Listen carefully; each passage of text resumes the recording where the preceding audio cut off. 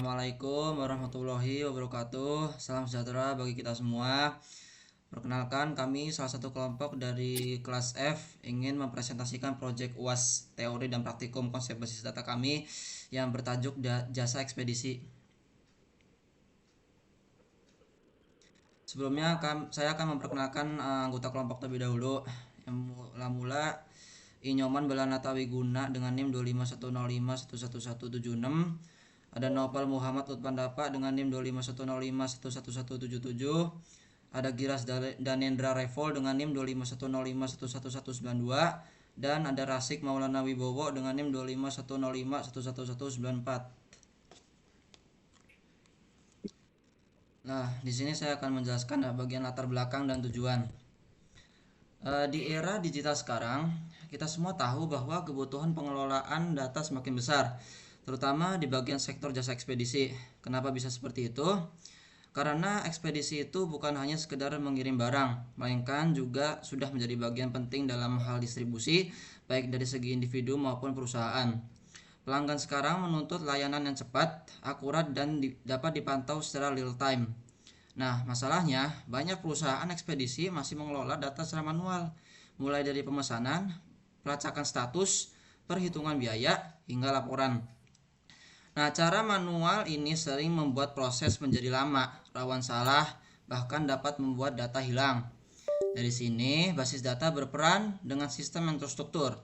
Semua data pengiriman, pelanggan, kurir, hingga transaksi dapat diakses dengan mudah dan akurat. Hasilnya, operasional menjadi lebih efisien, layanan lebih cepat, dan risiko kehilangan data dapat ditekan.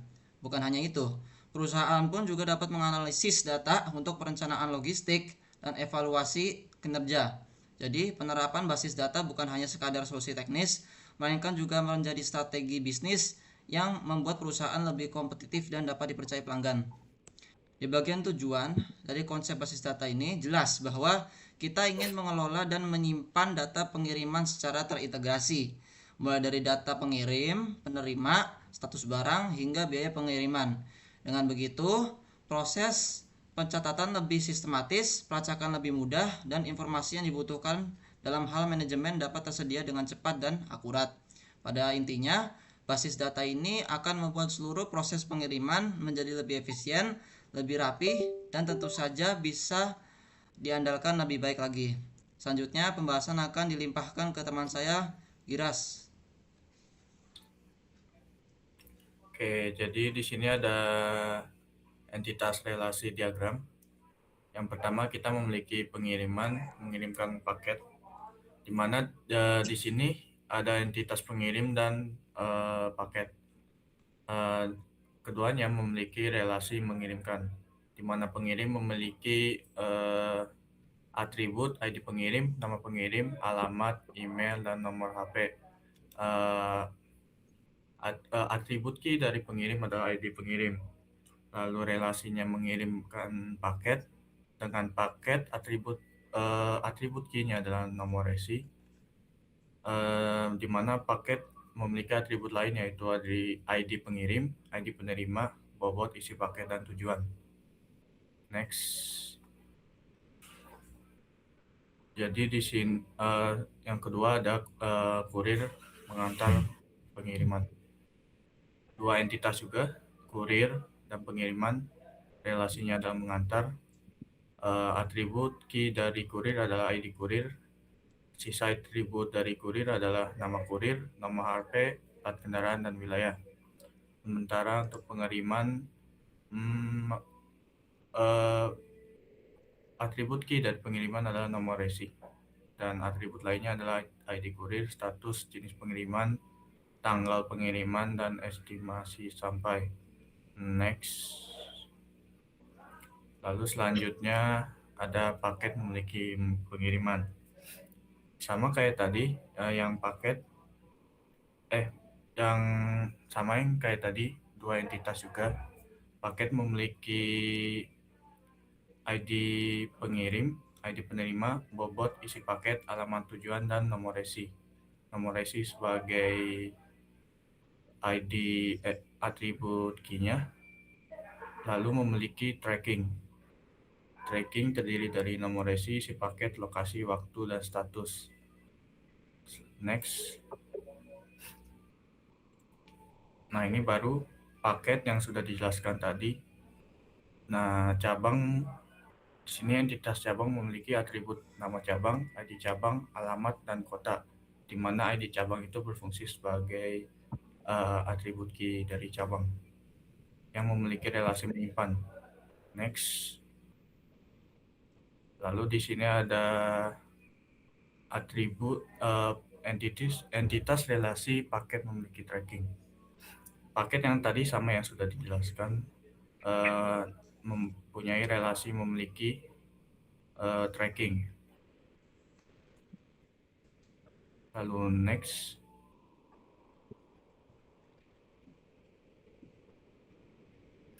Jadi entitas relation penerima melakukan transaksi, di mana penerima memiliki atribut key ID penerima, lalu atribut lainnya yaitu nama penerima, alamat, email, dan nomor HP, dengan relasi melakukan dengan entitas transaksi, di mana transaksi memiliki atribut key ID transaksi, ID pengirim, nomor resi, metode bayar, total, dan tanggal bayar. Nah, di sini next. Nah, di sini entitas dan atributnya sudah digambar tadi ya. Nah, hubungan kardinalitasnya, jadi yang tadi mengirimkan paket itu one to many, kurir mengantar pengiriman itu one to many, paket memiliki pengiriman one to many atau bisa juga many to many, cabang menyimpan paket one to many, paket memiliki tracking one to many, dan penerima melakukan transaksi one to many.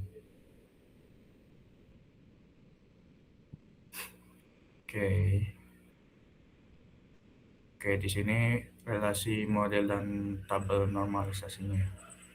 Jadi di sini kita memiliki tabel pengirim, primary key-nya tadi ada di pengirim. Jadi kita di sini diisi dengan baris pertama PG01, nama Budi Santoso, dan seterusnya. Lalu kita ke tabel penerima, di mana ID penerima itu sebagai primary key. Kita isi dengan ini. Yang ketiga ada tabel kurir, primary key-nya ada ID kurir. Kita isi dengan KR01 dan seterusnya. Terus lalu tabel cabang dengan primary key, ID cabang, dan seterusnya. Next. Di sini masih lanjut ya, tabel cabang tadi ID cabang. Terus tabel pengiriman dengan primary key-nya ID pengiriman. Foreign key-nya adalah nomor resi merujuk ke tabel paket tadi, sama ID kurir yang merujuk ke tabel kurir. Lalu ke tabel paket atau barang, primary key-nya adalah nomor resi, foreign key-nya adalah ID pengirim yang merujuk ke pengirimnya, sama ID penerima yang merujuk ke tabel penerima. Ini contohnya seperti ini. Oke, yang dua tabel terakhir ada tabel next. Oke, ada tabel tracking dengan primary key-nya ID tracking, foreign key-nya adalah nomor resi yang merujuk ke tabel paket tadi. Ini contohnya. Dan terakhir adalah tabel pembayaran atau transaksi, yang dimana memiliki primary key nomor pembayaran, dengan foreign key-nya nomor resi yang merujuk ke tabel paket, dan ID pengirim yang merujuk ke tabel pengiriman. Dan ini contohnya seperti ini. Dan presentasi dilanjutkan oleh Asik dan Matif. Jadi di sini tuh ada implementasi dari SQL, dimulai dari data definition language, dia DDL. Jadi kita tuh awal-awalnya bikin sama aja, implementasi dari tabel yang tadi. Kita bikin tabel pengirim, penerima, tabel kurir, tabel paket, tabel pengiriman, tabel tracking, tabel cabang, dan juga tabel pembayaran. Lalu yang kedua ada DML atau yang disebut juga Data Manipulation Language. Jadi DML itu kita masukin isi dari tabelnya. kita bisa isi tabel pengirim, tabel penerima, tabel kurir, tabel cabang, tabel paket, pengiriman, tracking, hingga tabel pembayaran. Mungkin kita yang pertama itu gunain filter data dengan logika AND dan OR. Nah, jadi fungsinya tuh dia bisa nampilin daftar paket yang sekiranya tuh bobotnya berat lah. Terus query ini tuh mencari paket yang dikirim menggunakan layanan ekspres dan statusnya itu masih on process, lagi diproses, atau paket apa saja yang bobotnya lebih dari 2 kilo. Lalu yang kedua ada penggunaan group by dan order by. Nah, fungsinya itu adalah melihat jenis layanan pengiriman. Query ini tuh menghitung total pendapatan, saham, dan jumlah transaksi. Bisa dilihat dari sintaks berikut. Nah, berdasarkan metode pembayaran lalu diurutkan dari pendapatan terbesar. Nah, yang pendapatan terbesarnya itu adalah transfer 250. Yang tadi 200 tambah 50, jadi ada 2 transaksi, dan cash itu 1 transaksi doang yang berjumlah 40.000. Lalu yang ketiga ada tabel view. Tabel view ini adalah fungsinya untuk membuat pelacakan lengkap tanpa kita harus kayak join berulang-ulang. View ini tuh gabungin data resi, nama pengirim, status terkini. Misalnya nama pengirim Budi Santoso, nama penerimanya Wijaya, isi di paket baju kaos. Nah, statusnya itu sudah terantar delivered pada tanggal 3 Desember. Lalu ada penggunaan join. Nah, penggunaan itu ada 4, ada inner, left, right, forward. Nah, yang pertama tuh kita bahas yang inner join. Inner join itu berfungsi untuk menampilkan data yang hanya memiliki pasangan lengkap di kedua tabel.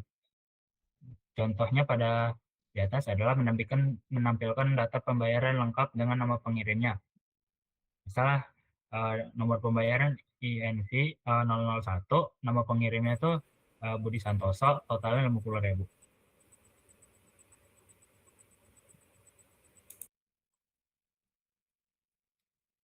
Lalu yang kedua adalah left join. Left join ini masuknya outer join ya, atau di luar. Berfungsi untuk menampilkan semua data dari tabel kiri itu pengirim, meskipun mereka belum pernah mengirim paket. Data tabel kanan 0. Ini berguna untuk melihat customer yang tidak aktif. Lanjut saja. Terus ada right join. Right join bertujuan untuk menampilkan semua data dari tabel kanan, yaitu kurir, dan data pengiriman yang cocok. Ini berguna untuk melihat kurir yang daftar tapi belum mendapatkan tugas pengiriman. Terus yang terakhir full join ini berfungsi untuk menampilkan semua data dari kedua tabel, baik yang berpasangan maupun tidak. Pada sintaks ini tuh kita lebih gunain union untuk menggabungkan antara left join dan right join. Jadi dia tuh nyatu. Ya, sekian dari presentasi proyek UAS kami ini. Apabila terdapat kesalahan atau kekurangan dari apa yang telah kami sampaikan, mohon dimaafkan. Sekian, wabillahi taufik wal hidayah. Wassalamualaikum warahmatullahi wabarakatuh.